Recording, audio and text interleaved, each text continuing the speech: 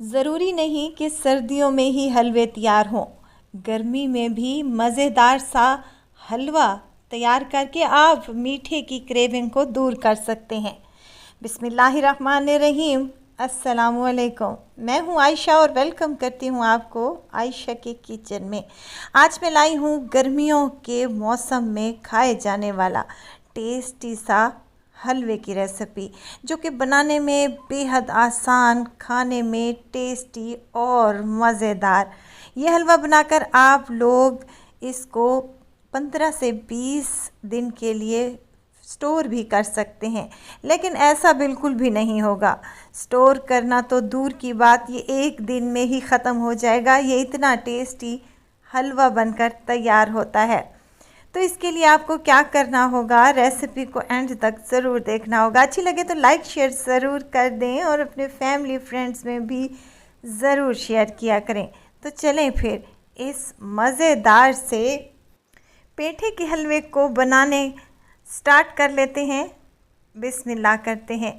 पेठे का हलवा बनाने के लिए सबसे पहले तो यहाँ पर मुझे चाहिए पेठा। अच्छा, पेठा जो है वो गर्मियों में ही आता है और बहुत ही मज़े का इसका हलवा तैयार होता है। कुछ लोग इसको फीका बनाते हैं, यानी कि नमकीन बनाते हैं, लेकिन यहाँ पर मैं आपको मीठे हलवे की रेसिपी देने जा रही हूँ, जो कि बहुत टेस्टी बनता है। अच्छा, इसकी ऊपर वाली जो लेयर होती है वो बहुत सख्त होती है। किसी तेज़ छुरी की मदद से आप ये काम कर लें और इसकी फांके निकाल लें, जैसे कि हम खरबूजे या फिर तरबूज की फांके निकालते हैं, सेम इसी तरीके से। और अंदर से इसके बीज भी होता है, गूदे को आपने साफ़ कर लेना है और इसका छिलका उतार लेना है। और छिलका उतार लेने के बाद इसकी फांकों को अच्छे तरीके से साफ़ सुथरा कर लेना है।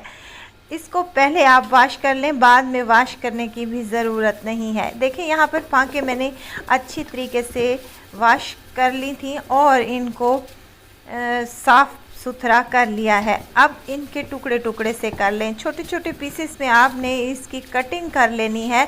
कटिंग भी आप अपने हिसाब से कर लें। अगर आप बड़े पीसेस करना चाहते हैं तो कोई इशू नहीं है, ये 10 से 15 मिनट में गलकर तैयार हो जाएगा।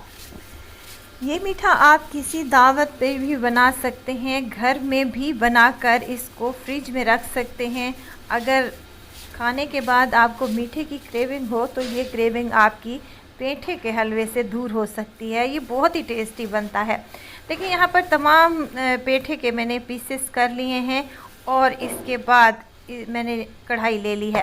अच्छा, आप प्रेशर कुकर में भी ये काम कर सकते हैं, इजीली हो जाएगा, लेकिन कढ़ाई में भी बिल्कुल इजीली हो जाएगा, कोई इशू नहीं है। अब आपने क्या करना है, तमाम पीसेस को कढ़ाई में डालने के बाद इसमें सिर्फ़ और सिर्फ मैं 1 कप पानी का शामिल कर रही हूँ और कवर लगाकर मीडियम फ्लेम पर इसको 15 से 20 मिनट के लिए छोड़ रही हूँ। और 15 से 20 मिनट के बाद देखिए, माशाल्लाह से अच्छा खासा सॉफ्ट हो चुका है ये हमारा पेठा। और यहाँ बग़ैर प्रेशर कुकर के सिर्फ़ और सिर्फ 15 से 20 मिनट के लिए मैंने इसे कुक किया था। यहाँ पानी थोड़ा सा बाकी है, लेकिन देखिए यहाँ पर हमारा जो पेठा है वो सॉफ्ट हो चुका है। अच्छा, इस पॉइंट पर आप लोगों ने क्या करना है, इसको आप लोग चॉपर में डालकर भी चॉप कर सकते हैं, लेकिन अगर आप हाथ की मदद से इसको मैश करेंगे तो वो ज़्यादा बेस्ट होगा। अच्छा, देखें यहाँ पर कितना ज़बरदस्त सा कलर आया है। हलवे का भी इतना टेस्टी सा कलर आएगा। मैंने इसमें किसी भी किस्म का फूड कलर इस्तेमाल नहीं किया। पेठा जब भी आप परचेज़ करने जाएं तो आप लोगों ने ऐसा पेठा लेना है जिसका कलर बड़ा ही बेहतरीन सा है, जैसा कि मेरे वाला पेठा आप लोगों ने देखा है, सेम इसी तरीके का पेठा आप लोगों ने ले लेना है। अच्छा, यहाँ पर मैं मैशर की मदद से मैश कर रही हूँ। तमाम पेठे के पीसेस को मैश कर ले अच्छे तरीके से। जब ये मैश हो जाए तो मैं इसमें कुछ मज़ीद चीज़ें ऐड करूँगी। हलवा हो और घी ना डालें ये तो हो ही नहीं सकता। हलवे में डालेंगे आधा कप के बराबर घी का। देसी घी हो तो वेल एंड गुड, बहुत ही टेस्टी सा फ्लेवर आता है। साथ ही मैंने इसमें आधा कप मक्खन का भी इस्तेमाल किया है। अगर आप लोगों के पास मक्खन अवेलेबल है तो आपने इसमें लाजमी ऐड करना है, बहुत अच्छा फ्लेवर आता है हलवे में। अगर नहीं है तो देसी घी भी इनफ है, बहुत अच्छा टेस्ट और फ्लेवर देगा। अब बारी आती है हलवे को भूनने की। आपने हाई फ्लेम पर इस हलवे को लगातार चलाते हुए 15 से 20 मिनट के लिए भून लेना है, और उसके बाद इसमें डालूंगी हरी इलायचियाँ, और साथ ही मैंने इसमें शामिल किया है कुछ ड्राई फ्रूट, जिसमें पिस्ता, बादाम, मेरे पास काजू और किशमिश है। आपकी मर्ज़ी पर डिपेंड करता है, जो आपके पास ड्राई फ्रूट अवेलेबल हो आप वो यूज़ कर सकते हैं। हाफ कप इसमें मैंने चीनी का इस्तेमाल किया है।